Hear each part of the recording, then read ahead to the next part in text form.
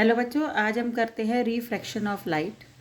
जब लाइट एक मीडियम से दूसरे मीडियम में जाती है तो या तो लाइट डेंसर से रेयरर मीडियम में जाती है, आप क्लास 10th में पढ़ा हुआ है, या डेंसर से रेयरर या रेयरर से डेंसर।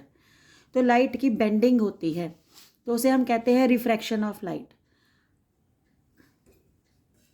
तो हम जो रिफ्रैक्शन ऑफ लाइट है वो एक ही वर्ड से समझ लेते हैं और वो वर्ड है आपका ड्रॉ। ड्रॉ से हमें सारा समझ आ जाएगा रिफ्रैक्शन ऑफ लाइट क्या होता है। मान लो ये आपका इंटरफेस है। इंटरफेस कहते हैं कि इसके ऊपर कोई और मीडियम और इसके नीचे कोई और मीडियम। मान लो ऊपर डेंसर है और नीचे रेयरर है, तो ऐसा भी हो सकता है कि ऊपर रेयरर हो और नीचे क्या हो, डेंसर हो। ये मैंने सरफेस के ऊपर, इंटरफेस के ऊपर नॉर्मल ड्रॉ कर लिया। ठीक है। नॉर्मल जो इंटरफेस होती है, it is a fine line which separates two media. तो ये हमारा नॉर्मल 90 डिग्री का एंगल हो गया सरफेस के साथ। ये हमारी इंसिडेंट रे आई। अब देखिएगा, जब ड्रॉ का मतलब क्या होता है, जब रे ऑफ लाइट जो है डेंसर से रेयरर में जाती है तो it moves away from the normal. मतलब नॉर्मल, ये जो हमारा नॉर्मल है इससे अवे होके जाती है। और अगर रेयरर से डेंसर जाती है तो आपको पता है ऑपोजिट हो जाएगा, टूवर्ड्स दी नॉर्मल जाएगी। अपनी जगह तो इसकी ये थी तो इससे अवे होके जाएगी, तो ये नॉर्मल से अवे हो गई। और अपनी जगह इसकी ये थी तो ये टूवर्ड्स होके गई, टूवर्ड्स दी नॉर्मल। तो ये हमारा रिफ्रैक्शन ऑफ लाइट होता है। The phenomena of change in the path of light या bending of light as it passes obliquely from one transparent medium to another is called refraction of light. अब ये हमने obliquely word क्यों use किया है, क्योंकि अगर हम रे ऑफ लाइट को सीधी डालते हैं 90 डिग्री पे सरफेस से तो उसमें कोई भी रिफ्रैक्शन देखी नहीं जाती है, तो जैसे आती है वो वैसे ही वापस चली जाती है। तो ये हमारी रिफ्रैक्शन ऑफ लाइट है। तो लाइट को हमें ऑब्लिकली डालना है तभी हमें रिफ्रैक्शन दिखाई देगी, अदरवाइज हमें रिफ्रैक्शन नहीं दिखाई देगी। फिर आ जाते हैं लॉज ऑफ रिफ्रैक्शन।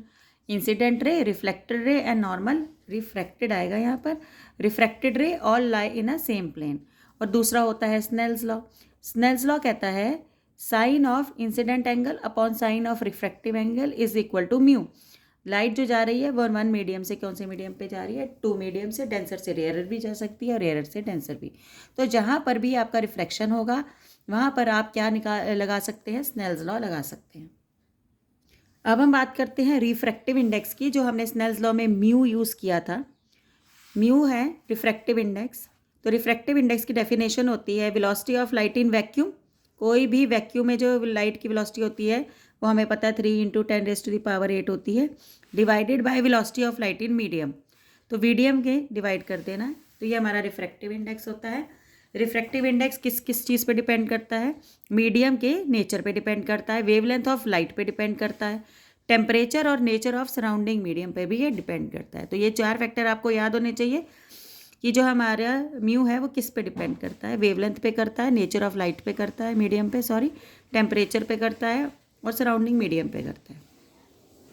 एक होता है एब्सोल्यूट रिफ्रैक्टिव इंडेक्स। जब हम म्यू को velocity of light in vacuum upon velocity of light in medium vacuum से कंपेयर करते हैं तो वो हो जाता है एब्सोल्यूट रिफ्रैक्टिव इंडेक्स। जब एक मीडियम को दूसरे मीडियम से हम कंपेयर करते हैं तो वो हो जाता है आपका रिलेटिव। मतलब रिलेटिव का मतलब ये होता है किसी चीज़ को कंपेयर करना। तो मान लो कोई एक, ज़रूरी नहीं है एयर से ही किसी मीडियम में जाए, तो किसी एक मीडियम से मान लो ग्लास से वाटर में चली गई तो velocity of light in medium 1 upon velocity of light in medium 2। तो ये हमारा रिलेटिव रिफ्रैक्टिव इंडेक्स हो जाता है। अब हम बात करते हैं प्रिंसिपल ऑफ रिवर्सिबिलिटी की। आप यहाँ देख रहे हैं लाइट जो है वो रेयरर से डेंसर में जा रही है, और जब रेयरर से डेंसर में जाती है तो टूवर्ड्स होके जाती है। पहले तो आपको यही सीखना है, ये इंसिडेंट रे आई, light is going from rare to denser, denser से रेयर भी ले सकते हैं, कोई दिक्कत नहीं है रिवर्सिबिलिटी में। तो ये आ गई। और जब हमने यहाँ पर मिरर रखा, ठीक है, ये 90 डिग्री पे इस पर टकराई, जब हमने मिरर रखा तो ये अपनी ही पाथ से क्या चली गई, वापस चली गई। This is known as principle of reversibility. आपने यहाँ पर लाइट आई, रिफ्रैक्ट हुई टुवर्ड्स दी नॉर्मल मुड़ी, और आपने यहाँ जो है 90 डिग्री पे मिरर रख दिया। अगर आपने यहाँ पर मिरर रख दिया तो मिरर से टकरा के रिफ्लेक्ट होके ये अपनी ही जगह से वापस चली जाएगी। अब मैंने आपको बोला जब लाइट जा रही है अंदर रेयरर से डेंसर की तरफ तब भी आप स्नेल्स लॉ लगा सकते हैं, क्योंकि वहाँ रिफ्रैक्शन हुई है। जब डेंसर से रेयरर वापस जा रहे हैं तब भी वहाँ पर रिफ्रैक्शन हुई है, तब भी आप क्या लगा सकते हैं, स्नेल्स लॉ। तो पहले मैं नंबर 1 सिचुएशन पे जब रेयरर से डेंसर आ रही है, बाहर से अंदर आ रही है, तब स्नेल्स लॉ लगाती हूँ। Sine of I upon sine of R, mu. Mu कहाँ से कहाँ पर जा रहा है? रेयरर से डेंसर की तरह। फिर मैं स्नेल्स लॉ लगाती हूँ उल्टे। देखो साइन आई जब आ रहा है, फिर अंदर का एंगल है साइन आर, जो रिफ्रैक्टिव इंडेक्स है वो कहाँ से कहाँ पर जा रहा है? रेयरर से डेंसर। तो ऊपर मैंने रेयरर लिख दिया, नीचे डेंसर लिख दिया। जब आप अपॉन में लिखते हैं तो ऊपर डेंसर आ जाता है और नीचे क्या आ जाता है? रेयरर आ जाता है। अब मैं उल्टे पे लगाऊंगी स्नेल्स लॉ। तो स्नेल्स लॉ जब उल्टे पे लगाऊंगी तो पहले एंगल जो आएगा वो आर आएगा और दूसरा एंगल जो आएगा वो आई आएगा।